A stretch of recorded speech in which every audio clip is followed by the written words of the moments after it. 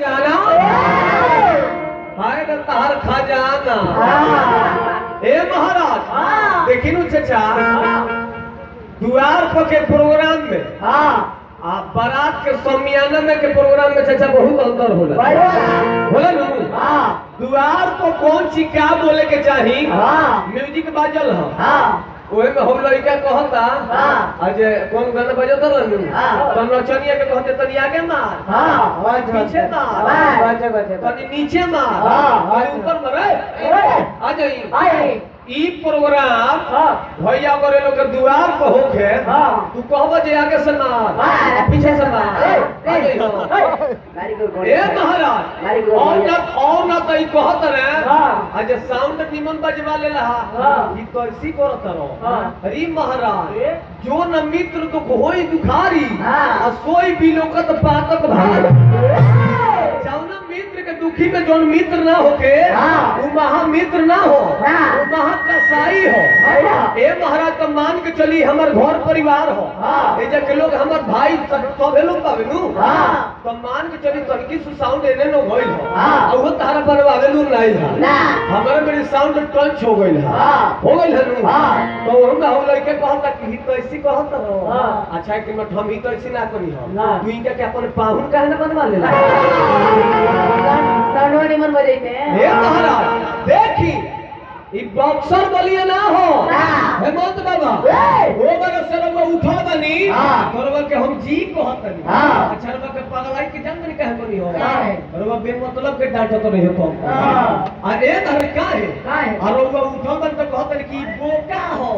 ये तो रे बोका और ना तो हमरे के साक्षात रवा गोरियावत छन कहतनी कि ए अथी हो भागठा हो ए बाबा व्यास के बोली हो ए महाराज ध्यान दी हमारे से बोलत रहो झाड़ू के तुलना का करी पूछी अनथिया के तुलना का करी छूछी ए मौत बाबा अरे कहू धासन धास दे ए जीला जवार में तारे का कुकुरो ना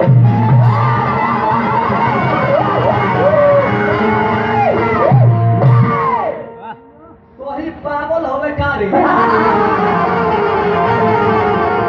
परवाना हो सोना का ठीक है।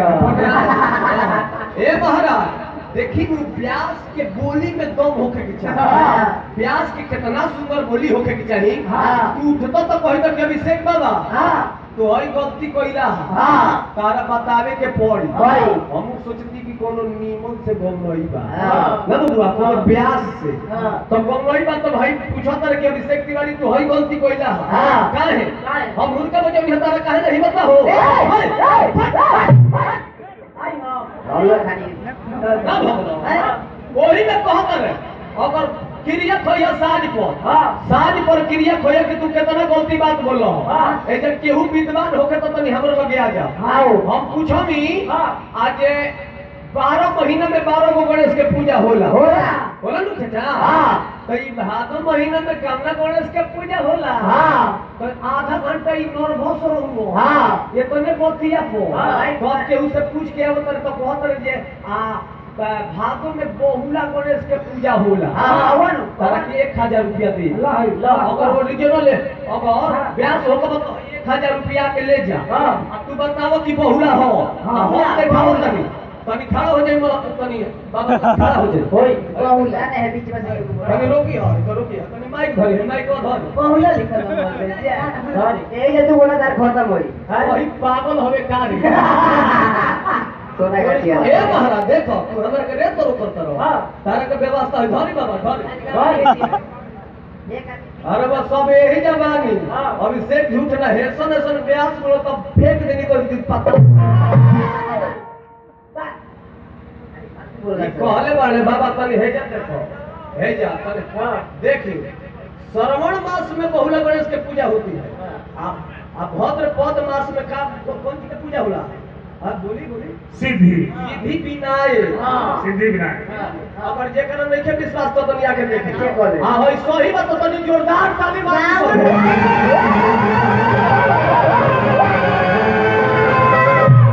सही पागल हवे का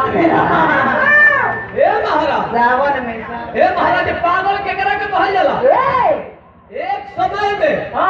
जब पार्वती तपस्या में लीन रहली कौना बेरा बताइबो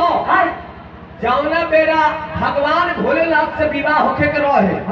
नारद भगवान बतौनी